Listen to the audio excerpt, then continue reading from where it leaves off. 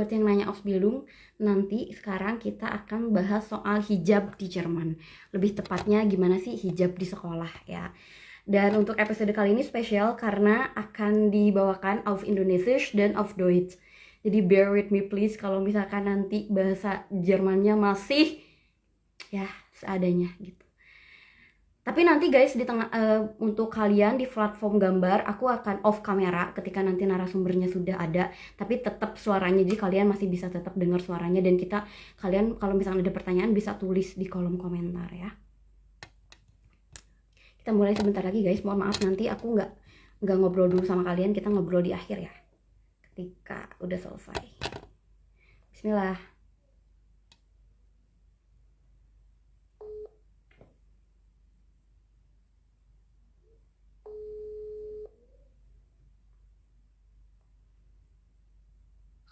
Halo, assalamualaikum Kak Cantik. Apa kabar? Hallo, wie geht's dir, Hafsah? Ja, gut, und Sie auch? Ja, Alhamdulillah, mir geht's auch gut. Heute ist sehr heiß, oder? Ich weiß es nicht, ich fühle mich so wie in einer... Okay, dann fangen wir an. Aber wir können auch erstmal auf Indonesisch, oder? Und dann du kannst auch die Frage auf Deutsch beantworten. Ist es in Ordnung? Oder auch auf Deutsch? No, Deutsch. Ja, Deutsch, ja. Okay, Ja, also okay, mein alles Indonesisch gut. ist nicht so gut. Alles klar. Ich nach Oke. Also, aku pembukaan dulu ya Kak ya. Kita pakai auf Indonesisch ada ya. Oke, assalamualaikum warahmatullahi wabarakatuh. Terima kasih buat teman-teman yang udah bergabung, mau itu di platform musik dan platform gambar. Kali teman-teman lagi mendengarkan Oh Ya Cerita episode 8, dan episode kali ini spesial karena teman ceritanya biasanya 1 orang, ini 2 orang, dan dari 2 generasi yang berbeda nih Kak. Yang satu masih remaja gitu, yang satu Mbak Cantik sebagai ibundanya Hafsah juga gitu. Jadi bakalan seru banget nih pembahasan kita kali ini. Jadi buat teman-teman yang memang mau bertanya, nanti silahkan bertanya, nanti kita akan ada sesi tanya jawab gitu kalau misalkan waktunya masih ada gitu. Kita lanjut aja, kita mulai aja ya Kak ya. Atau ya kita mulai lagi dari awal. Assalamualaikum Kak Cantik, gimana kabarnya Kak? Alhamdulillah, baik. Gimana, Kak Sinta? Alhamdulillah aku juga baik sih. Aku ngambil cuti sih, jadi tadi bisa prepare dulu. Kalau Hafsah, wie geht es dir Hafsah? Gut, Alhamdulillah auch gut. Also ist gerade noch im Sommerferien, ne? Ja, Wann fängt die Schule an denn? Nächste Woche oder ich glaube, übernächste Woche. übernächste Woche? Erst, um 26. oder? 26. ja. Okay. Ja, ich weiß nicht mehr, ich gucke nochmal nach. Ich genieße erstmal meine Sommerferien, bevor ich noch an Schule denke. Genieß es, du brauchst das. Okay, dann Hafsa, kannst du das mir ein bisschen dich vorstellen? Vielleicht du kannst auch sagen, wer bist du und was machst du gerade und so weiter. Ja, gerne. Also ich heiße Hafsa, Indonesierin, in Deutschland geboren, also in Regensburg, bin die ganze Zeit in Deutschland geblieben. Wir jetzt in die 11. Klasse nächstes Jahr, bin auf einer Gesamtschule mit Gymnasialzweig und ja, ja, sonst nichts mehr. Doch, ja. Ja, ich mache Abitur, ja. Also du bist im 10. Klasse oder jetzt ist 11. Klasse, oder? Im Gymnasium. 11. Klasse. 11. Klasse. Okay. Wow, sehr gut. Und du bist auch hier geboren und aufgewachsen. Okay, dann Ja. so, von daher, ne? So, wir reden jetzt auf Deutsch. Ja, leider. Also zu Hause ist halt nun mal so, ich spreche so gemischt so Deutsch, Indonesisch, Englisch so. Meine Mutter spricht auch so Deutsch, Indonesisch, so ein paar Wörter. Also sie redet die ganze Zeit Indonesisch, auf einmal sie sagt irgendwas mit Straßenverkehr, auf einmal auf Deutsch oder so. Ich kann nicht so gut Indonesisch jetzt in letzter Zeit, aber das wird hoffentlich besser so.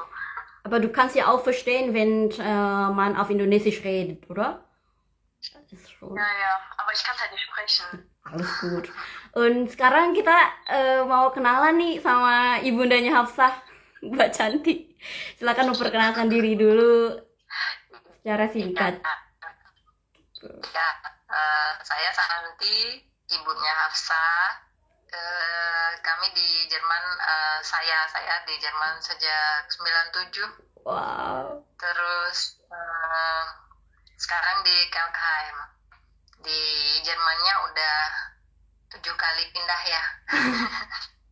Oh, jadi sekarang kakak di Kelkheim ya? Iya, sekarang udah sejak 2016 di Kelkheim. Kelkheim itu gak jauh dari Frankfurt ya kak ya? Nggak jauh dia. Paling nih di Kelkheim tuh sebelahnya itu udah Liederbach, habis itu sudah Frankfurt Hoeks gitu. Oh, jadi nggak gitu jauh lah ya ke Frankfurt. Iya, cuman dia main Taunuskreis ya. Sebelahnya Frankfurt kalau sebelahnya itu ada main Taunuskreis nih, dia masuknya ke situ. Tapi masih Hessen juga masih deket lah ya gitu, kalau ke Frankfurt tinggal naik S-Bahn atau mungkin nyetir juga bentar ya kak ya. Ada kereta dari sini langsung tuh ke Frankfurt Hauptbahnhof. Jadi enak perbincangannya, lumayan. Okay. Tadi nih aku penasaran nih, kan tadi Hafsah itu sekarang lagi di kelas 11 di Gesamte Schule dan lagi mau ambil Abitur. So, eigentlich, wie ist das Schulsystem in Deutschland? Hafsah, kannst du das kurz erklären? Ich glaube, gibt in Deutschland verschiedene Schulsysteme, ne? Realschule, Gymnasium, keine Ahnung. Kannst du das auch vielleicht vorstellen? Und wie ist das Schulsystem in Deutschland? Also es ist nicht wie in Indonesien irgendwie, habe ich von meiner Mutter verstanden. Es gibt halt so Hauptschule, Realschule, Gymnasium und so weiter. Manchmal, die sind dann halt so getrennt, dann gibt es halt so eine eigene Gymnasiumschule oder manchmal, die sind halt alle zusammen, so die drei, gibt es dann Hauptschule, Gymnasium in einem Zweig. Bei Hauptschule ist dann halt nur mal so, du hast nur bis zur 9. Klasse Schule. Danach kannst du arbeiten gehen, Ausbildung machen und so. Bei der Realschule hast du nur bis zur 10. Und Gymnasium halt nur bis zur 13. so. Also ein bisschen länger leiden so. Und gibt es noch Grundschule, hat man nur bis zur 4. Also es wechselt sich nicht viel so. So, da gibt es Grundschule, Realschule, Grundschule, Hauptschule, Realschule und Gymnasium. So ein bisschen kompliziert, ne? So nicht wie in Indonesien ya, Bang Shanti ya. Di Indonesia kita cuma ada SD, SMP, SMA. Kalau di Jerman, tapi kalau misalkan untuk menentukan kita masuk ke gimnasium itu, kita ditentukannya oleh siapa nih Mbak Canti? Oleh orang tua kah? Atau memang oleh sekolahnya sendiri gitu? Jadi waktu Hafsah itu menentukan mau gimnasium, itu gimana nih? Jadi karena kalau saya kan dulu soalnya pindah-pindah dari Bundesland ya, itu tergantung Bundeslandnya juga gitu. Kalau Hessen dia punya aturan sendiri, bukan aturannya pertimbangan gitu, gimana anak dari Grundschule masuk ke Weiterführende Schule. Kalau yang Grundschule itu kelas 1 sampai kelas 4. Habis gitu mereka pecah di kelas 5-nya gitu. Nah, di kelas 5-nya itu yang ada yang tadi yang 3 itu Hauptschule, Realschule sama Gymnasium. Nah, yang Gesamtschule, yang namanya Gesamtschule itu dia Gebäudenya 1 gitu ya, 1 Gebäude gitu. Cuma di dalam situ ada 3 itu, Hauptschule, Realschule sama Gymnasium. Yang Hafsah itu yang masuknya yang ke Gesamtschule, yang di sini yang di Kelkheim kita ambilnya ke Gesamtschule. Cuman itu dia di dalam ya mecah. Jadi sebenarnya ada 3 gitu, Hauptschule, Realschule sama Gymnasium. Cuman kalau yang Grundschule masuk ke apakah dia masuk ke Hauptschule atau Realschule atau Gymnasium, itu dia tergantung nilai ya. Terus juga ada saran dari guru gitu. Nah, terus kalau yang dulu soalnya pernah kita yang di Bayern, Bundesland Bayern itu dia ngelihat nilai aja gitu. Pokoknya nilainya 1 atau 2 gitu dia udah masuk gimnasium. Itu di fachnya itu Deutsch, Mathe sama satu lagi apa gitu ya, Sachunterricht namanya. Jadi IPA gitu. kayak gitu. Nah terus kalau yang di Bundesland yang lain itu ada yang dia bebasin aja kalau orang tuanya mau masukin anaknya yang gimnasium, ya udah masukin aja gitu. Tapi nanti kalau ada apa-apa itu kan mereka bisa pindah. Jadi dari gimnasium bisa pindah ke Hauptschule misalnya kalau mereka nggak bisa gitu ya, kalau terlalu, karena kalau di gimnasium kayaknya nggak kayak gimnasium kita ya, kalau maksudnya SMA kita tuh kan ada IPA, IPS ya dulu gitu. Tapi yang di sini tuh gimnasiumnya semuanya. Jadi nanti abitur itu semua IPA, IPS sama bahasa itu semua kita harus belajar kalau yang di sini. Makanya kalau yang dari Indonesia mungkin kalau yang masuk ke sini kuliah biasanya ada kolek ya, 1 tahun. Nah itu buat penyetaraan gitu, kayak gitu. Karena kalau di Jerman sendiri 13 tahun ya Kak ya untuk Hafsa sendiri nanti lulusnya abitur kalau itu. yang Hafsa memang 13 tahun, tapi dulu anak saya yang pertama itu 12 tahun. Jadi dia dulu itu ada, kalau nggak salah malah dulu cuma 12 tahun aja ya, atau 2 gitu. Sekarang itu 2, terus nanti malah mau dijadiin 13 tahun semuanya gitu. Kayak saya dengar. Karena terlalu berat kayaknya ya buat mereka. Terlalu lama juga ya 13 tahun. Ich habe auch gehört, das Gymnasium ist sehr schwierig. Ist das so? Also, Ja und nein. ich kämpfe mich die ganze Zeit durchs Gymnasium. Also es ist, manchmal ist schon, also es ist nicht so ganz schwer so. Es geht schon so mäßig so, aber es sind halt so komische Themen so. Weil wenn man auf einmal so, man redet über Philosophie und Natur und so weiter, hat man gar keine Ahnung, was man da machen soll so. Aber ich komme ganz okay durch so. Ich bin jetzt nicht die Beste oder so. Aber ich finde, bei Realschule und Hauptschule, da lernt man viel mehr fürs Leben eigentlich so. Bei Gymnasium halt nicht wirklich so. Also weil beim Gymnasium, du bist ja vorbereitet zur Uni, ne? Deswegen vielleicht die Mitschülerin wird ja viel von Critical Thinking lernen, eigene Projekte führen und so weiter, vergleichen mit Realschule, weil die meisten von Realschule geht zur Ausbildung. So, deswegen, die lernen so viele praktische Sachen sozusagen, oder? Ja, das ist halt Ding, bei unserer heutigen Generation ist halt nur mal so, also bei meiner Mutter ist halt so, die lernt schon direkt so Sachen mit so zuguckmäßig, aber bei unserer halt Generation ist halt so, du musst etwas machen, damit du es verstehst, so. Zum Beispiel, wenn du jetzt Kasse lernen willst, dann musst du regelmäßig Kasse machen, damit du weißt, wie geht man mit Jugendschutz um und so weiter. Und ich finde, für unsere heutige Generation passt halt Realschule und Hauptschule eher am besten. Gymnasium ist halt nur so theoriemäßig und in Mathe zum Beispiel, da benutzt du ja auch die meisten Sachen ja eigentlich gar nicht. So binomische Formeln habe ich ja bis heute zu Hause gar nicht benutzt. Von daher, ich weiß nicht. Aber bereust du dich nicht, weil du bist ja jetzt im Gymnasium, aber bereust du dich das nicht, oder? Nee, nicht wirklich. Also, es macht schon Spaß eigentlich, aber wann brauche ich das? Das ist die Frage, die ich mir die ganze Zeit stelle. So, was mache ich in der Schule? Ich sitze da so im Klassenraum, ich frage mich so, was habe ich hier zu suchen? Ich gehe hier nur in die Schule, um Abitur fertig zu machen, dann gucke ich, was mache ich noch am Ende. Aber ja, hart durch. Du kannst das schon. Ja,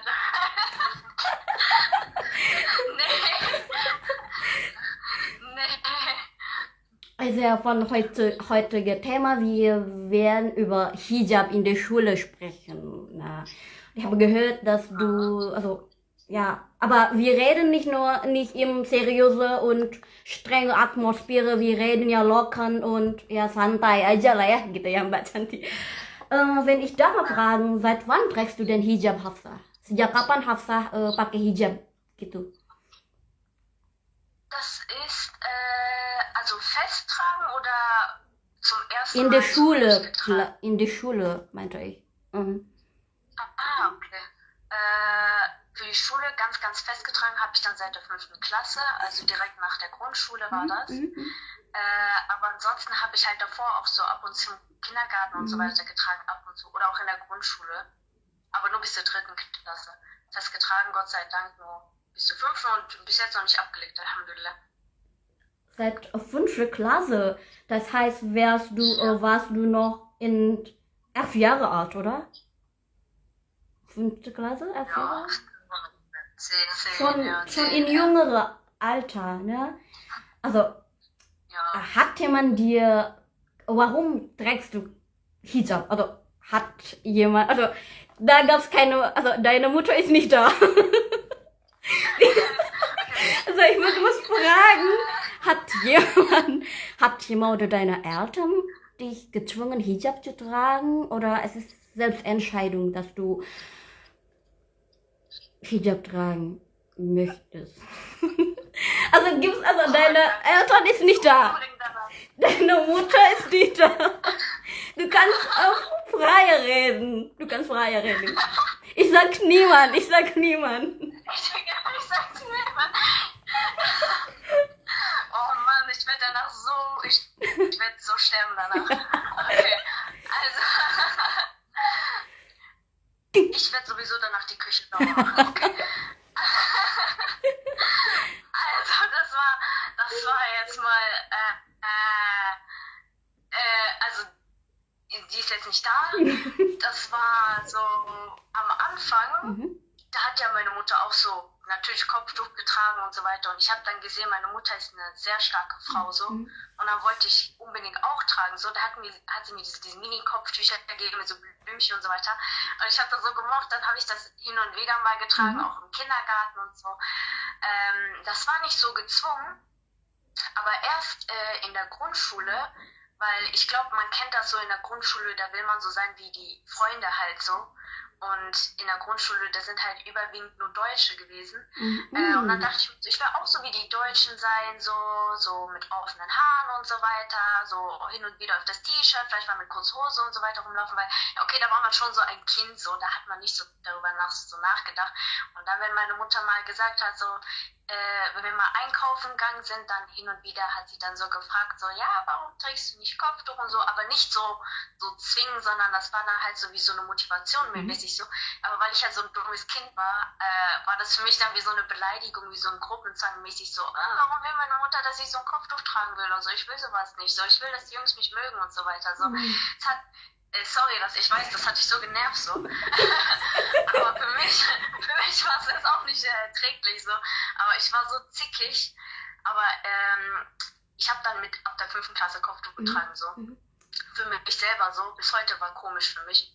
Aber erst ab der 13 habe ich richtig verstanden, warum ich Kopftuch trage. Und ab da habe ich dann Kopftuch getragen, ohne irgendwie, dass meine Mutter mir irgendwas da sagen soll. So, ich trage Kopftuch nicht wegen meinen Eltern, nicht wegen irgendwem oder so. Und ich wurde auch von niemandem gezwungen. Ich mache das alles für mich selber.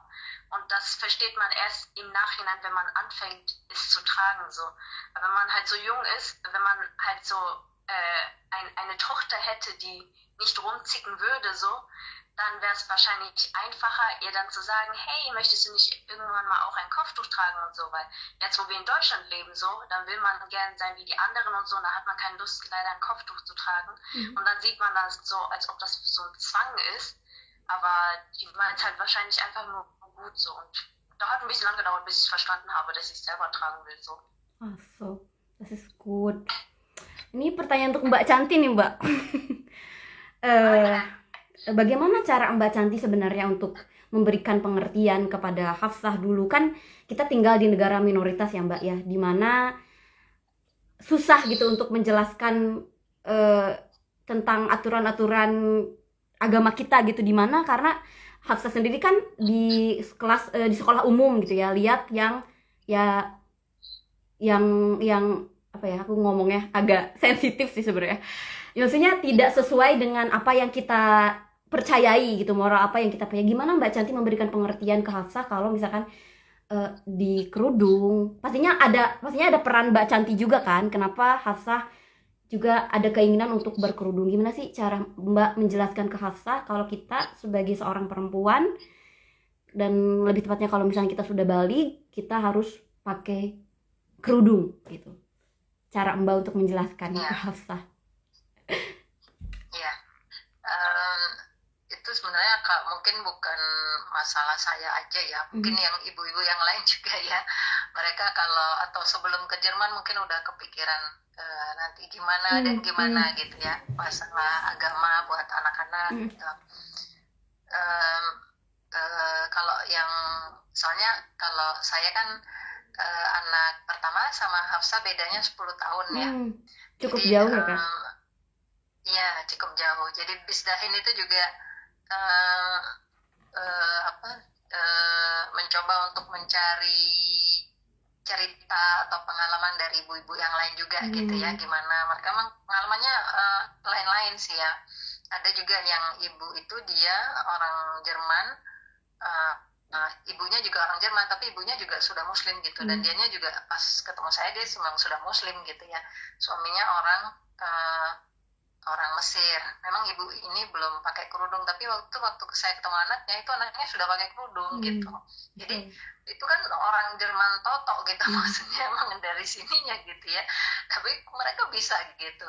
Jadi terus saya juga coba dengerin cerita ibu-ibu yang lain, terus ya yang jelas itu kan doa ya kalau saya ininya minta gitu ya sama Allah, karena itu juga kan titipan semuanya ya.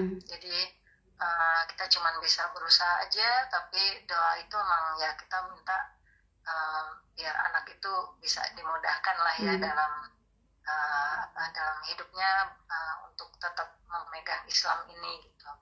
Entah kita mau di negara mana gitu ya, mau di Indonesia atau di sini. Karena waktu saya ke sini dulu itu di Indonesia itu masih jarang kan kerudung, waktu saya di SMA dulu pakai kerudung tuh tahun 88 89 kalau nggak salah. Itu kan dikeluarin dari kelas gitu karena kita pakai kerudung gitu. Bahkan di Indonesia sendiri ya Kak dulu kayak gitu tuh di Indonesia. Waktu saya di Indonesia kan saya sempat ngalamin yang itu. Jadi keluar dari kelas, terus akhirnya keluar itu yang PP nomor 100 itu yang bahwa kerudung boleh di sekolah gitu. Nah itu saya memang ngalamin. Jadi terus habis gitu nggak lama terus selesai SMA, terus kuliah sebentar, terus menikah kan, terus kesini. Itu waktu itu juga kerudung belum terlalu banyak waktu saya kesini gitu ke Jerman. Habis gitu kan udah di sini aja. Terus yang sekarang itu kan kalau saya lihat yang kerudung di Indonesia sampai yang orang-orang yang kayak yang di jalan tuh ya itu semuanya gitu pakai kerudung gitu ya.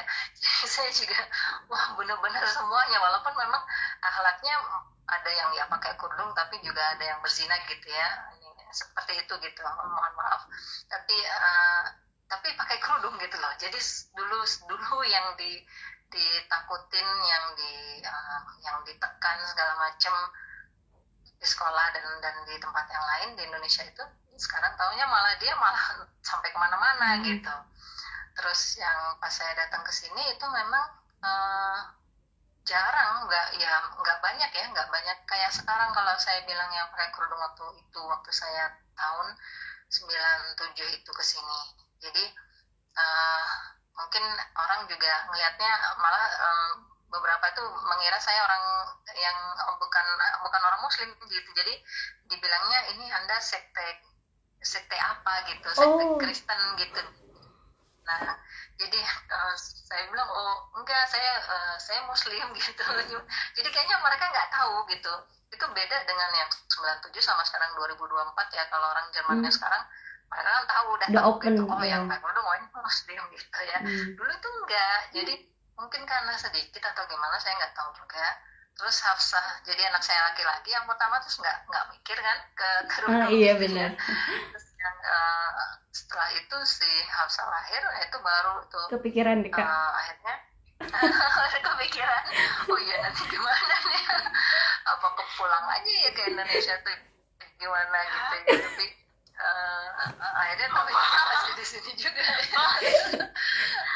Akhirnya saya tuh kalau saya sih ya, mungkin ibu-ibu yang lain beda ya caranya gitu ya, pendekatannya.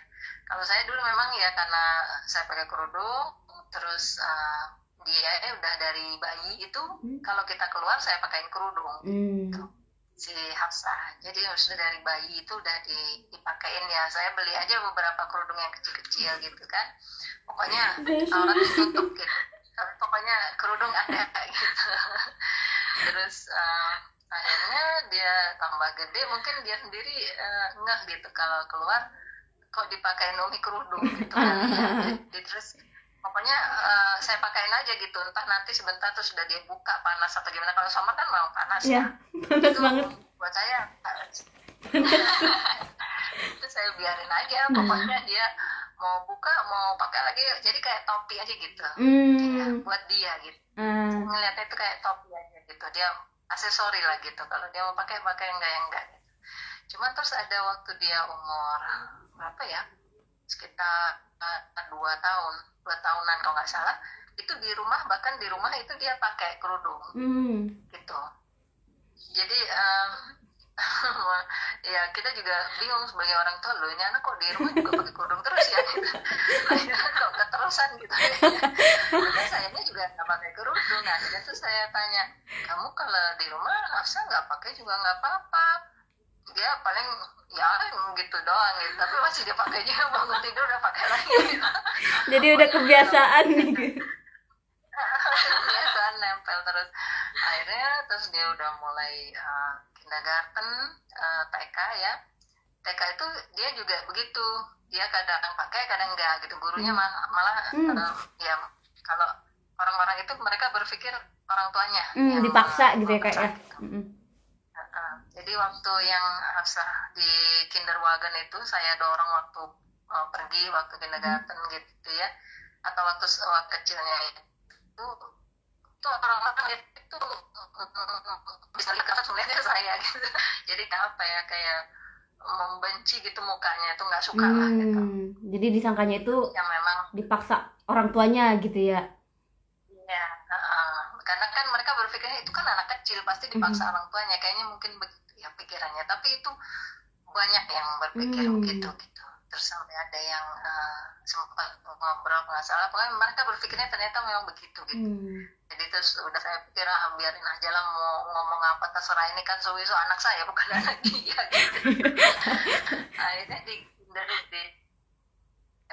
jadi itu terus tapi baju itu terserah kalau saya. Jadi saya lebih lihat ke kerudungnya aja gitu. Jadi entah dia mau pakai baju lengan pendek, atau kalau di kindergarten kan juga ada mandi yang main air gitu kan, pada cuma pakai celana dalam aja kan ya, anak-anak itu ya. Kalau saya kayak gitu aja, pokoknya nanti di pokoknya ada kerudung lah. Jadi kalau saya dia lagi di kindergarten mau pulang, terus saya tanya kerudungnya mana gitu, misalnya lagi nggak dipakai, tapi kerudung jangan ketinggalan gitu. Maksud saya dibawa pulang juga gitu, maksud saya jangan ketinggalan di kindergarten. Jadi biar mungkin saya berharap ini biar dia ngeh bahwa dia itu ada satu baju yang dia jangan lupa gitu. Itu ada kerudung gitu. Memang ada yang baju yang lain, zaken yang lain gitu ya, barang-barang dia yang lain, tapi jangan lupa itu kerudung itu juga harus kamu perhatikan, itu ada gitu walaupun nggak dipakai gitu. Akhirnya di sekolah ya kelas 1 sampai kelas 4 kalau nggak salah dia pernah coba juga pakai itu di kelas 1 apa gitu saya lupa, tapi itu ya dilepas pakai gitu. Itu saya biarin, kalau yang itu saya nggak bilang apa-apa. Cuman pas yang kelas 5, nah itu pas hari besoknya itu sudah mulai hari pertamanya, itu dia malam-malam kan saya tanya udah siapin buat besok semua gitu. Terus dia bilang iya udah, tapi Hafsah ini kerudungnya belum tahu yang mana karena warnanya begini-begini gitu. Saya baru nggak, loh kamu besok mau pakai kerudung? Iya Umi, loh kamu kan terus tapi saya mau ngelarang itu enggak gitu ya. Kalau dia udah memang mau pakai itu biasanya saya biarin aja gitu dari dulu. Jadi kalau pas dia mau pakai biarin aja. Cuman kita memang saya lebih lihat ini apa yang dia perlukan nih. Kalau summer dia mau pakai berarti nanti keringetan, jadi nanti harus saya siapkan baju ganti dan sebagainya gitu. Jadi buat saya pokoknya dia mau pakai itu saya mudahkan aja jalannya gitu. Apa yang perlukan dan sebagainya itu saya siapkan gitu. Saya prinsipnya gitu aja. Walaupun waktu itu dia masih kecil atau waktu kelas 5 juga kan dia belum balik. Jadi saya juga bilang kamu bisa nanti gitu, nggak harus sekarang. Itu saya bilang. Tapi dia kayaknya waktu itu yang di hari itu dia sudah mau pakai karena nggak tahu ya, mungkin pertimbangan dia juga nanti kan kalau udah balik kan udah biasa nggak pakai kerudung, terus balik pakai kerudung tuh mungkin susah ya karena udah kelihatan teman-teman kan gitu kan. kan mikirnya mungkin orang temennya udah ngeliat rambutnya segala macem gitu. Tapi kalau kelas 5 kan berarti pindah sekolah, jadi udah sekolahnya udah baru, makanya terus dia mungkin udah mulai dari kelas 5 kali ya. Gitu. Pernah nggak sih Mbak, kan aku pernah dengar waktu dulu itu memang nggak boleh ada peraturannya, nggak tertulis sih, tapi memang untuk anak-anak itu tidak ada Kopftuchverbot buat buat anak-anak gitu. Dulu ada juga nggak sih Mbak kayak gitu, kayak di sekolah Mbak pernah dipanggil gak sih ke sekolah gara-gara ini anaknya dipaksa ya gitu pakai kerudung, pernah nggak sih kayak gitu? Karena aku lihat di berita-berita dulu juga 2018 kan sempat ada diskusi gitu, ada aturan bahwa ke sekolah itu anak-anak itu jangan pakai kerudung di bawah 14 tahun karena mereka mikirnya ya kan anak-anak bawah 14 tahun belum balik dan belum berdosa lah gitu. Jadi di sekolah itu dilarang buat anak-anak di bawah 14 tahun itu pakai kerudung. Kalau misalkan Hafsa sendiri mengalami nggak masa itu? Masa orang tua dipanggil di kayak nggak ada kalau soalnya kayaknya itu waktu dulu, kalau menurut saya waktu dulu itu belum banyak yang pakai kerudung. Jadi kalaupun pakai itu satu gitu, itu buat mereka mungkin interesan kali ya. Jadi nggak ada problem gitu, cuekin aja gitu, kayak mungkin begitu. Jadi kalau yang sekarang mungkin karena udah banyak, jadi terus mereka jadi ngikut-ngikut bikin aturan gitu, karena itu kan aturannya baru sekarang tuh, yang anak umur sekian itu baru boleh dan sebagainya. Karena puasa juga begitu. Dulu yang waktu saya ya, yang anak pertama itu sama gurunya dilarang puasa Ramadan itu. Ada dia yang mau. Jadi dia yang mau, saya udah nanya, kamu kalau enggak juga nggak apa-apa karena masih kelas 1 gitu ya, waktu kelas 1 SD. Nah itu sama gurunya, nggak mau lihat, dia bilang, kamu masih harus nunggu, kamu butuh minum, kamu minum sekarang gitu, dipaksa. Jadi itu karena dia takut, dia minum. Habis gitu saya ngomong sama gurunya, saya bilang, saya nggak memaksa anak saya, jadi Anda itu juga nggak boleh maksa anak saya, jadi biarin aja anak yang maunya apa. Karena prinsip mereka itu kan sebenarnya kebebasan, ya. Kebebasan, makanya dikasih ke anaknya gitu. Jadi kalau saran saya sih ke ibu-ibu ya, kalau memang nggak ada aturan yang jelas, nggak tertulis gitu ya, jangan mundur kalau yang kayak gitu, kalau yang masalah wajib-wajib gitu ya, puasa Ramadan, sholat atau apa gitu, jangan mundur. Jadi serahkan ke anaknya, masalah kita harus sebelumnya bisa menguatkan si anak itu gitu. Jadi anaknya memang dia yang harus ngomong gitu. Kalau menurut saya ya, kalau pengalaman saya, anaknya yang harus ngomong. Nanti terus dari situ orang itu tahu ini anak memang maunya dia gitu. Jadi bukan dipaksa sama orang tuanya. Nah, mungkin kerudung juga kalau menurut saya gitu, karena dulu nggak ada yang seperti yang saya bilang waktu saya kesini. Biasa-biasa aja, paling pas masalah waktu kami di Stuttgart tuh, jadi setelah yang peristiwa WTC itu ya, nah itu ya di sini langsung naik tuh di sini waktu itu, udah baru disorot tuh yang kita ini gitu. Jadi kita kayaknya itu, tapi sebelumnya itu enggak. Kita dianggap ancaman gitu ya jadinya. Ya kayak gitulah. Jadinya sampai sekarang kan jadi beken kan kitanya, jadi mereka juga akhirnya tahu gitu, pokoknya kerudung ini muslim gitu. Kalau dulu mah enggak gitu, enggak terlalu ini. Tapi itu jadi gitu. Nilai positif juga ya Kak, jadi sebagai identitas ke kitanya juga gitu kan, di kerudung dia muslim gitu. Ya memang ya sunatullah ya, jalannya seperti itu. Jalannya seperti itu meskipun harus, tapi ya wow. Berarti panjang banget nih cerita Mbak Canti ya, dari 1997 ke sini yang mulanya kerudung itu jadi jarang, tapi sekarang 2024 udah banyak banget. Di Indonesia pun dulu kayak gitu ya. Ternyata 97, 89 bahwa di kerudung itu nggak sebanyak sekarang. Dan dulu bahkan ada aturan kalau di kerudung dikeluarin dari sekolah. Aku baru tahu nih Kak. Maksudnya aku kira di Indonesia kayak kita boleh aja pakai kerudung gitu. Ternyata pernah ada aturan kayak gitu juga. Wow, dulu. Iya, pernah. Itu waktu itu kan saya 91 ya, 89 lah, 89 90 mungkin aturan itu keluar. Waktu itu udah lahir belum? Belum, kayaknya masih jadi zigot Kak, masih jadi embrio. Masih embrio ya, mantesan cerita ya. Waktu itu mah seru, kita sampai itu ngumpet-ngumpet di tong sampah kayak gitu-gitu. Cuman mau pengen pakai kerudung aja gitu. Memang ada yang sekolah gurunya dia cuekin gitu ya, maksudnya gurunya pura-pura nggak lihat lah gitu ya. Itu kita bisa kena kerudung di dalam kelas, tapi Zans kalau dia bilang yang pakai kerudung keluar ya udah, kan whether kita mau keluar atau kita di dalam tapi buka kerudung kayak gitu. Wow. Perjuangan sekali berarti ya, tapi alhamdulillah sekarang tuh mungkin kerudung itu udah jadi tren gitu loh Kak, jadi artinya tuh kadang berbeda gitu, jadi kerudung itu sekarang jadi mode gitu. Iya, makanya itu yang saya ini pas kan saya juga jarang pulang ya, nggak tiap tahun, jadi pas pulang itu ngeliat semuanya, kalau saya bilang itu mah semuanya gitu, karena dulu kita kelihatan banget ada kerudung satu sebelah sana, kelihatan banget itu pakai kerudung satu-satunya.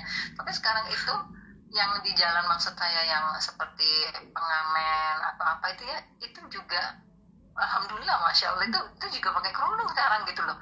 Jadi saya sendiri juga yang dulu segitunya ditekan gitu, ternyata sampai sekarang ini malah semuanya pakai gitu.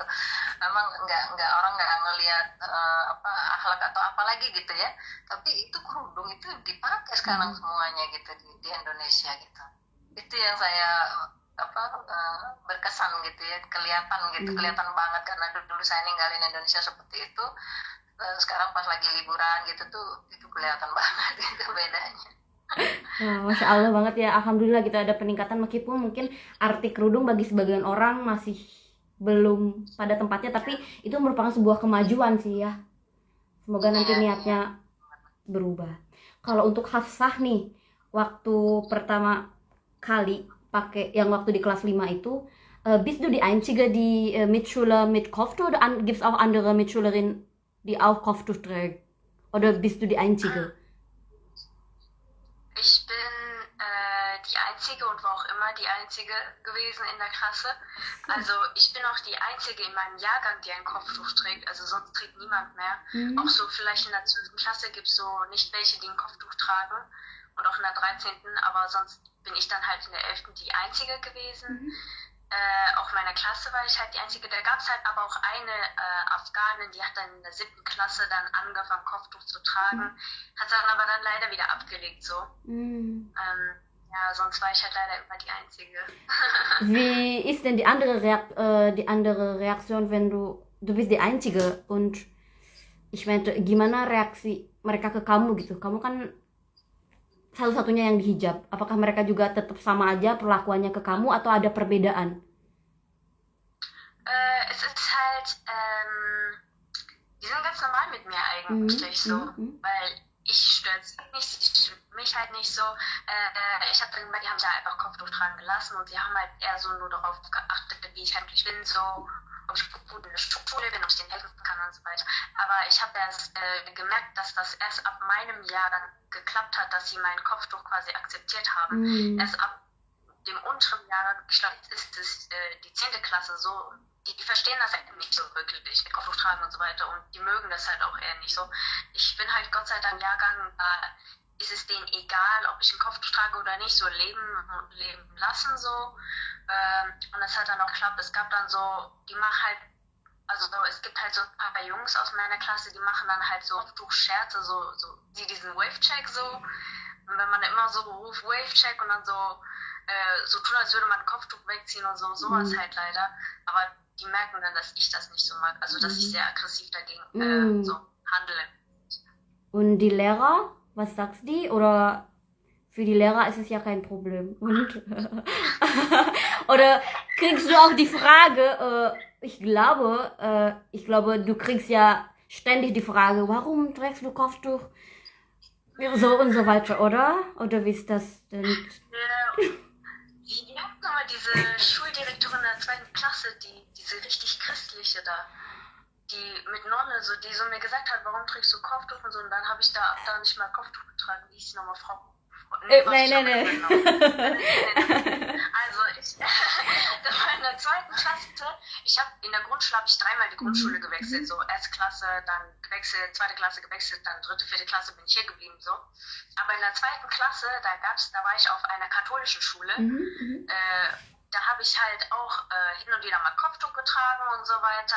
Und die Lehrer, die waren auch so, ich glaube, die waren auch so mehr christlich erzogen so und die haben mich dann auch so gefragt, ja, warum trägst du Kopftuch und so weiter? Ich so, ja, weil ich das mag halt so. Und die war so, was laberst du da so? Und da war so eine Schuldirektorin, ich glaube, die ist schon in Rente, aber die war sowieso nonnemäßig, sehr stark katholisch so. Und der hat mich dann so einmal gefragt, so, ja, kommst du bitte zu meinem Büro, so, ich möchte mit dir sprechen, das ist ganz dringend. Und ich hatte so Angst gehabt. Ich gehe so mit der hin. Die fragt mich so, ja, wie geht's dir? Ja, mir geht's gut so. Ja, mir ging's eigentlich gar nicht gut so. Und dann hat sie so, ja, setz dich mal hin, so, ich möchte mit was ganz Wichtiges besprechen. So. Ich so, ja, gerne. Und dann die so, ja, also ich sehe halt, du trägst halt so oft Kopftuch und so weiter. Und es ist ja auch so voll warm und so weiter. Fühlst du dich nicht eigentlich wohl darin? So, und ich sag so, ich fühle mich doch voll wohl darin. Und sie so, ja, ich mag das eigentlich nicht, wenn man das in meiner Schule hat. So, es war so eine katholische Schule mäßig. Ich habe keine Ahnung, warum ich da war.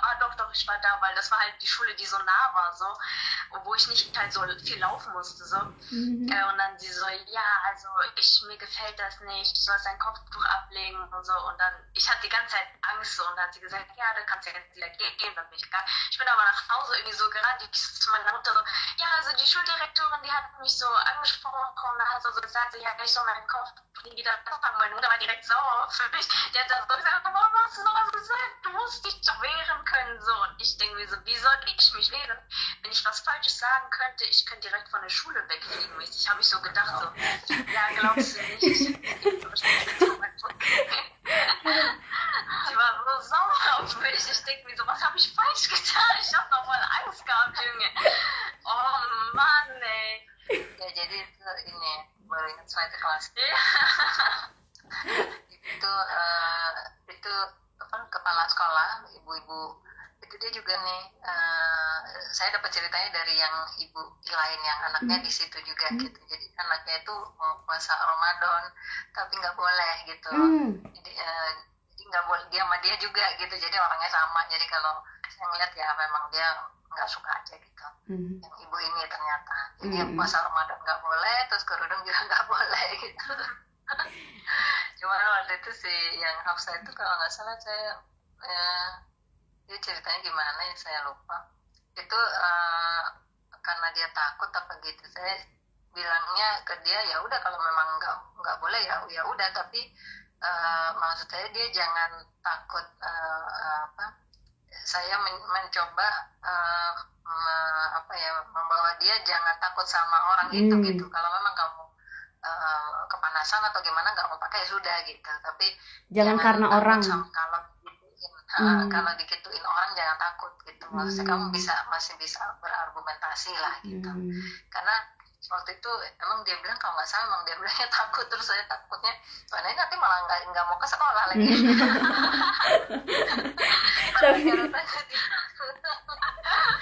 Tapi ya ternyata ibu itu ke yang anak yang lain, karena yang anak itu puasa ternyata ibunya si anak-anak ini juga cerita ke saya, iya itu kepala sekolahnya nggak boleh katanya gitu.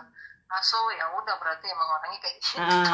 Jadi memang orangnya emang orang udah ya gimana ya, orang gede lawan anak-anak kecil kelas 1 sampai kelas 4 ya. Ya takut ya.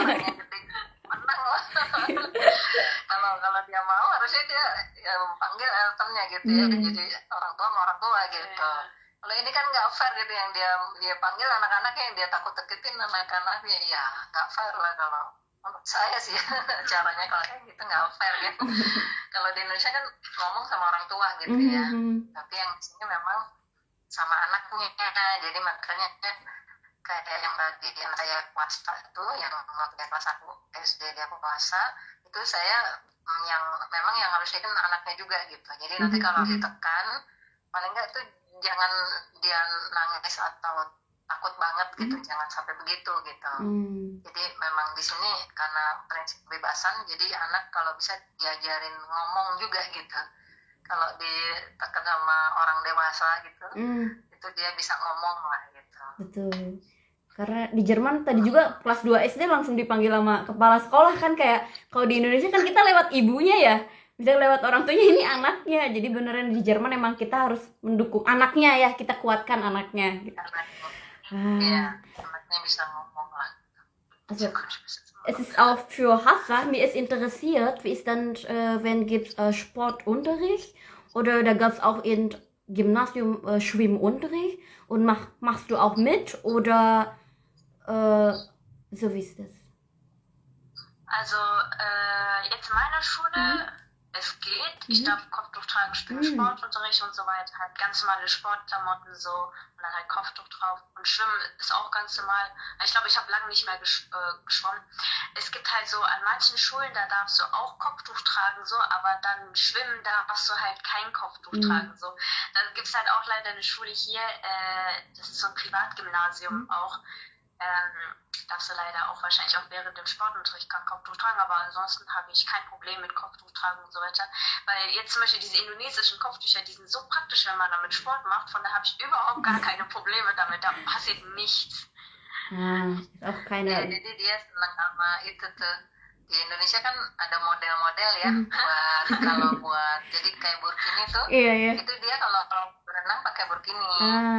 Terus juga belinya di Indonesia tuh yang gitu. Jadi saya nyari tuh ke Indonesia semua karena yang di Indonesia tuh kayak banyak ini ya, banyak pilihan gitu, banyak idenya gitu. Orang Indonesia tuh bikin kerudung itu ada yang buat sport itu nggak keangkat lah ininya kerudungnya kayak gitu-gitu.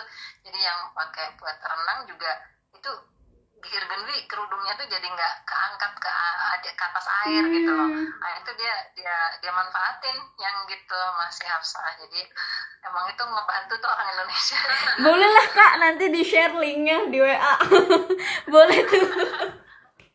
Itu buat jualan ya. Buat jualan. Iya buat jualan sampingan. Iya. Oke, tabletan kan. Das ist ja kein Problem, ne, mit Kopftuch. Ja, jetzt gerade in Indonesien gibt es auch so viele Möglichkeiten für Frauen mit Kopftuch. Da gab es Sportkleidung, Hijab-Sport und so weiter. Es gab banyak pilihan sekarang ya, alhamdulillah. Masya Allah. Iya. Oh dulu enggak tuh, dulu cuma segi 4 doang. Pas saya awal kan, pas saya awal pakai kerudung cuma yang segi 4 itu doang. Kita waktu itu saya pergi ke toko ke Mestik sana tuh terus beli itu kain, pokoknya lebarnya berapa ya, itu panjangnya segitu deh Pak gitu, terus dipotong aja. Ya cuman gitu dah. Tapi sekarang tuh udah macam-macam gitu ya. Iya, udah jenisnya udah kerudung apalah, bahannya juga banyak, voal lah, ceruti lah, apalah. Alhamdulillah ya, sekarang kita mudah sebenarnya ya, tahun 2024 untuk kita. Iya. Lebih mudah. Mudah banget, malah kalau ketemu sama orang yang dari Maroko, dari mana gitu kan, itu kalau ngelihat kerudung kita kan macam-macam gitu, ada bunganya, ada kupu-kupunya. Ya, oh, sehr schön. Di border gitu ya, bener. Oh. Ada pernik-perniknya. Itu tuh cuma orang Indonesia kayak. Iya. Bener. Tapi itu jadi memberikan kesan positif gak sih Kak? Jadi kayak aku juga sering dapat komentar orang Indonesia itu pakai kerudungnya di model-model bagus ya, gitu. Maksudnya tidak kan saya semenak kan orang sini kayak bilangnya kayak nakutin semuanya hitam gitu katanya. Terus kata dia bilang ke saya, kamu kalau pakai kerudung warna-warni. Saya bilang ya di Indonesia memang kita hijabnya warna-warni ya gitu. Itu bisa juga menjadi cara kita untuk apa ya, bukan mengenalkan, tapi sedikitnya merubah pandangan mereka tentang muslimah yang strict gitu ya, yang kita itu yang nggak bahagia pakai kerudung. Itu kan kalau misalnya kita menunjukkan kita pakainya bagus gitu ya, bagus ada bunga-bunganya, orang bilang oh kok dia memang seneng ya, jadi dia memang free willy gitu untuk pakainya. Kita harus bisa menunjukkan kita free willy pakai ini gitu kan. Di sini kan di apa ya, di keluarkan kebebasan ya, berarti kita juga sebagai seorang muslim bebas untuk memilih pakai kerudung gitu. Ini kebebasan saya gitu, dan kamu nggak boleh ngatur kebebasan saya pakai kerudung memang suka gitu. Iya. Yang penting kan aurat itu ditutup gitu ya. Jadi model itu kan kalau Indonesia memang banyak ininya, dan Malaysia mungkin juga ya, kalau Malaysia ada bunga-bunga gitu kan ya. Tapi orang Malaysia mungkin jarang di sini ya, nggak terlalu banyak kayak orang Indonesia kayaknya ya. Tapi banyak Indonesia daripada Malaysia di sini. Tapi ya itu kalau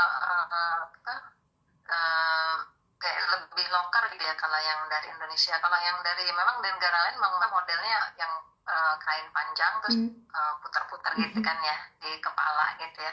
Kalau kita memang ya kayak gitu lucu-lucu gitu lah, jadi kayak kandung. Lucu-lucu ya.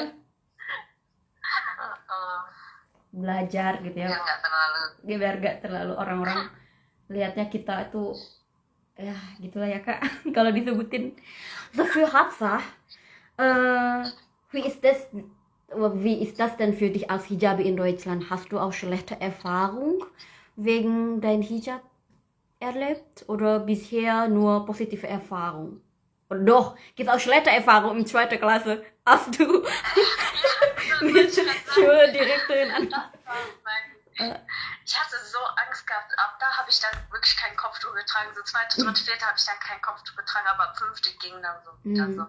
Ja, aber trotzdem so, auf meiner Schule gibt es halt immer noch eine Lehrerin, die war halt auch in der 5. und 6. Klasse, also das ist jetzt eine schlechte Erfahrung. Sie hat dann auch so zu mir gesagt, ja, also wenn du so weitermachst, wirst du das Gymnasium gar nicht schaffen und so weiter, du musst das Schuljahr nachholen und so weiter. Und hast du noch dein Kopftuch, das wirst du ja auch nicht schaffen und so. Und ich dachte mir so, hä? Was habe ich denn schon wieder falsch gemacht? So, 2. Klasse kommt erstmal diese alte Oma da, die macht mich komplett fertig. Auf einmal kommt jetzt noch eine andere alte österreichische Oma und da macht mich auch noch genauso fertig. Ja, und ich hab dann irgendwie angefangen zu weinen und so. Aber dann habe ich so gehört, so von meinen Freunden, die ist rassistisch halt so. Voll viele aus Österreich sind halt einfach rassistisch so und sie kennen das nicht so. Und ja, Alhamdulillah, ich hatte sie nur in der 5. und 6. Klasse, dann hatte ich sie nicht mehr gehabt. Aber dann hatte ich noch eine Polnischlehrerin, die hat mich so genervt, die hat dann auch so, ja, warum bedeckst du dich die ganze Zeit? Ist das nicht zu viel für dich so? Das hat mich dann auch voll oft genervt und so. Da habe ich auch gemerkt, die ist auch rassistisch so. Und dann hatte ich sie doch nicht mehr und dann, Alhamdulillah, ich hatte sehr große Angst vor der einen Lehrerin, die ich in der 5. und 6. Klasse hatte. Ich habe die jetzt in der 9. Klasse wieder gesehen, die war anscheinend lange weg mäßig. Und der hat dann mich halt als Kopftuchträgerin akzeptiert. Die hat dann auf einmal so gesagt, ja, also ich finde, du kannst das Schuljahr sehr gut schaffen so. Und ich fand, Allah hat es irgendwie hinbekommen, dass er ihr Herz so quasi umdreht, dass sie dann so denkt, ja, auch wenn ich ein Kopftuch trage, ich kann es immer noch so. Und auch als ich in ihrem Kurs war mäßig, das ist so ein Wissenschaftskurs, das hat dann auch so, es hat mir voll viel Spaß gemacht und ich bin auch weitergekommen und so weiter und hat sie wahrscheinlich auch gemerkt, ja, die kriegt das halt hin, so auch mit Kopftuch oder nicht, sie hat ein großes Interesse für Wissenschaft und so weiter und ich war so froh, dass sie mich nicht weiter so genervt hat und so. Das war halt eins der schlechten Erfahrungen gewesen, ansonsten, ich versuche dann immer so, kennen Sie dann, wenn man so durch die Straßen läuft und dann lächelt man immer jede deutsche Oma an, damit sie nicht so denken, dass man ein Terrorist ist. Ich kenne auch das. Ja, ich mache auch das. Ich mache die ganze Zeit, damit sie nichts sagen, weil auch wenn sie mich komisch angucken. Ich werde das machen, auch wenn ich 50 bin. Ich werde das immer machen. Ich hab keine Lust auf irgendwas mit, boah, das ist ein Bombenleger, da kommt gleich noch eine Bombe dazu. Ich glaube, wenn ich sowas die ganze Zeit mache, kriege ich keinen weiteren Kommentar oder so. Ansonsten, sie akzeptieren mich dann immer so. Die Lehrer, die sagen auch nicht. Die sehen dann auch, ich mache Schulstoff. Also ich arbeite wirklich, mache Hausaufgaben, ich versuche mich zu melden und so weiter. Und es klappt auch. Also ich mache wirklich mit, so egal mit Kopftuch oder nicht und so weiter. Und auch mit meinem Schulpraktikum hat alles funktioniert. Die Patienten, also ich habe ein Schulpraktikum im Krankenhaus gemacht. Die Patienten, die waren alle so lieb, da war so eine Oma, die hat mich dann auch so gefragt, ja, warum trägst du einen Kopftuch, du bist nicht so warm? Ich so, nein, mir ist eigentlich voll kalt, so, weil man trägt ja hier so diese Klamotten, so, das ist ja alles frei und dann kommt so kalte Luft durch und mir war dann voll kalt danach und deswegen, es war so eine Abkühlung für mich und so weiter. Ich hatte kein Problem, Kopftuch zu tragen. getragen. Es war halt auch voll lustig. Die haben mich dann, ich habe halt so Maske getragen und dann mit dem Kopftuch und das sah ja schon komisch aus so. Haben die Augen gesehen bei mir so. Waren halt alle einfach nur so voll lieb und so weiter und ich konnte also ich hatte nicht wirklich große Probleme gehabt, halt außer jetzt 2. Klasse, 5., 6. und dann noch 7. Klasse dazu. Ansonsten versuche ich nur die ganze Zeit zu lächeln, damit halt nichts passiert so. Ich kenne das auch.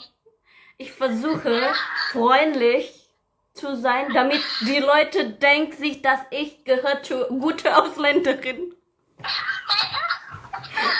Dass ich nette Ausländerin. Wir sind ich kann kein Deutsch mehr, ne? Integrierte Ausländer, obwohl wir keinen deutschen Pass haben. Ja. Aber wir passen uns wahrscheinlich besser aus als einige Ausländer mit deutschem Pass. Also wir kämpfen uns wirklich durch Genau. die Umwelt, weil wir lächeln. Ya, Lehan hilft immer. Lehan hilft immer. Glaube ich, oder? Immer. Senyum itu memang bener ya, makanya senyum itu gehört to ibadah ya Kak. Karena dengan senyum itu bisa sedikitnya membuat hati orang lain seneng dan jadinya ke kita nggak sentimen lagi gitu. Ya, ada berkahnya juga ya. So für Hafsa. Du bist jetzt schon in 1. Klasse. Was würdest du denn, wenn du schon erwachsen wärst? So, welche Berufe wirst du in der Zukunft ausüben oder hat?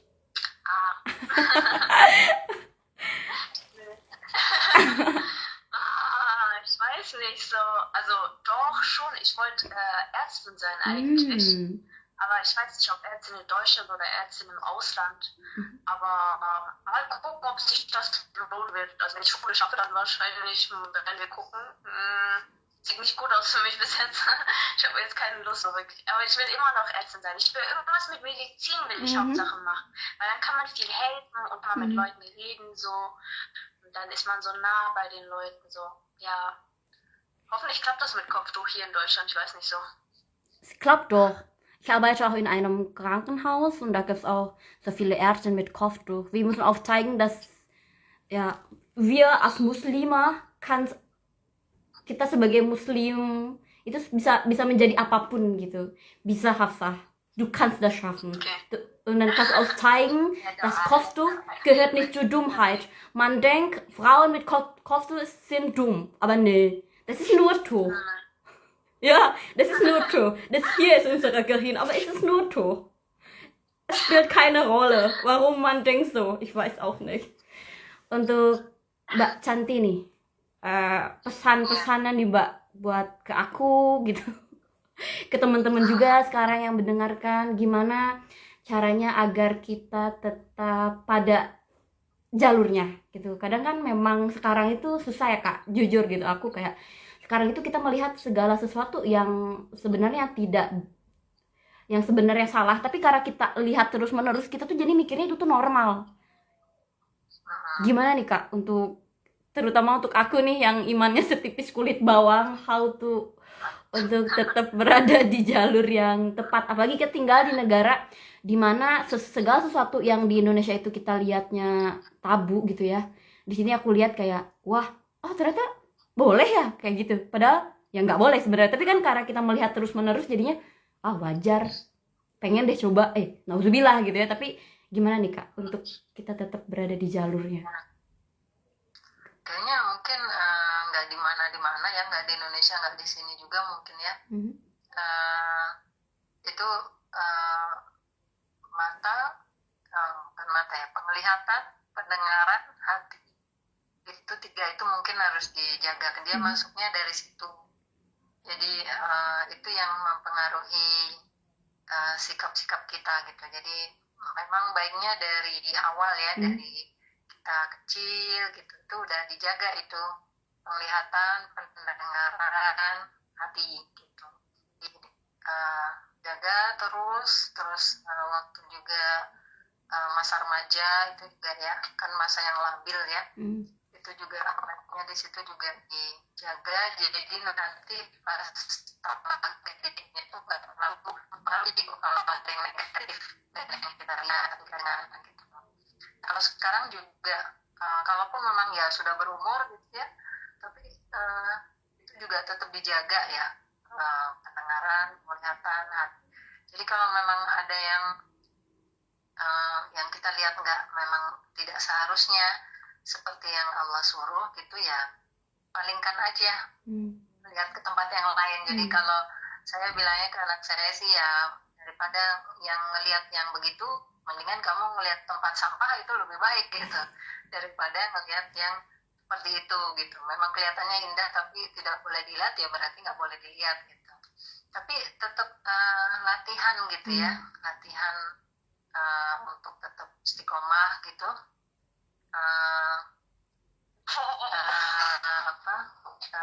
untuk tetap yang nggak boleh gitu ya. Memang sulit, tapi dia coba dicari teman-teman yang baik gitu ya, mungkin bisa membantu kita istiqomah di sini ya. Memang adanya nggak ideal, tapi di tempat itu ada masjid Indonesia tuh di Frankfurt, misalnya ada kegiatan yang lain yang bisa kita ikutin gitu. Jadi coba cari teman juga yang muslim gitu, yang baik gitu. Jadi memang kita punya keinginan, tapi Allah punya aturan gitu ya Kak ya. Jadi ya kita harus menekan keinginan kita, karena ya pada akhirnya kita semua akan kembali pada Tuhan kita gitu. Jadi dimanapun kita tetap berusaha untuk hidup sebaik-baiknya, karena segala sesuatunya tuh bakalan dipertanggungjawabkan gitu ya Kak ya. Dan seperti kata Mbak Cantik, kalau sendiri itu sulit, jadi kita cari komunitas-komunitas yang mendukung ya Kak ya, karena memang kita itu seperti teman kita ya Kak ya. Nggak ya, kalau untuk cari temen, carilah temen yang mengajak kepada kebaikan. Gak kerasa nih Kak, kita ngobrol udah hampir sejam, kayaknya gak ada waktu buat tanya jawab. Ini gimana ya Allah. Terima kasih ya buat Hafsah, Danke. Semoga semua cita-cita kamu terwujud. Bismillah, kamu bisa jadi muslimah dan menjadi dokter yang hebat di Jerman maupun dimanapun itu. Dan terima kasih banyak buat Kak Cantik yang udah mau meluangkan waktunya juga buat sharing sama teman-teman Oh Ya Cerita gitu. Dan episode ini memang spesial banget nih Kak. Di bulan 8 episode 8 gitu. Semoga nanti mungkin nextnya ya teman-teman, kalau misalkan nanti Hafsah udah lulus abitur terus kuliah kedokteran, kita bisa undang lagi nih Hafsah buat sharing di sini gitu ya. Hafsah bersedia kan? Willst du auch, wenn du schon fertig mit deinem wenn du schon fertig mit deinem oh mein Gott, mein Deutsch ist sehr schlecht. Ketika kamu udah lulus,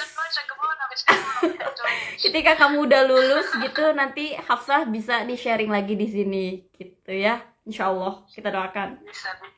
Terima kasih. Ya nanti Pensila udah jadi perusahaan podcast. Insya Allah. Amin ya Allah ya Rabbal Alamin. Terima kasih sekali lagi buat Hafsah dan Mbak Cantik. Semoga sharing kita hari ini bisa memberikan sedikit insight baru ke teman-teman gitu ya. Teman-teman bisa diambil yang baiknya, kalau misalkan yang buruknya memang itu murni dari kita gitu, karena kita hanyalah sebagai manusia dan yang baiknya itu datangnya dari Allah gitu. Gitu aja Mbak Cantik. Hafsah, selamat menjalankan hari biarpun panas ya. Einen schönen Nachmittag noch gitu. Kita wir sehen uns ketika kita ada kesempatan, mungkin kita bisa offline nih Kak, ngobrol-ngobrol lagi kayak gini, tapi ngobrolnya privat nih, nggak direkam kayak gini. Sekali lagi terima kasih buat teman-teman juga. Aku mau ngasih tahu teman-teman juga bisa jadi teman cerita di Oh Ya Cerita. Karena apa? Karena terlepas dari apa dan siapa, semua punya cerita. Jadi untuk teman-teman mau backgroundnya apa, bisa banget jadi teman cerita di Oh Ya Cerita. Itu aja dari aku. Assalamualaikum warahmatullahi wabarakatuh. Waalaikumsalam. Terima kasih. Sama-sama.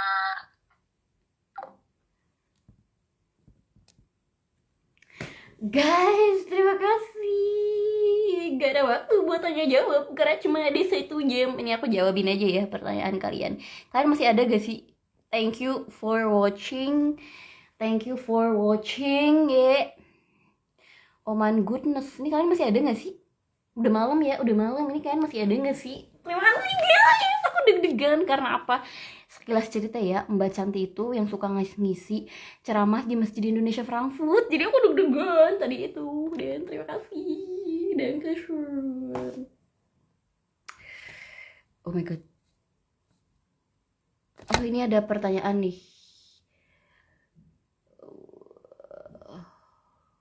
Oh ini belum gimana?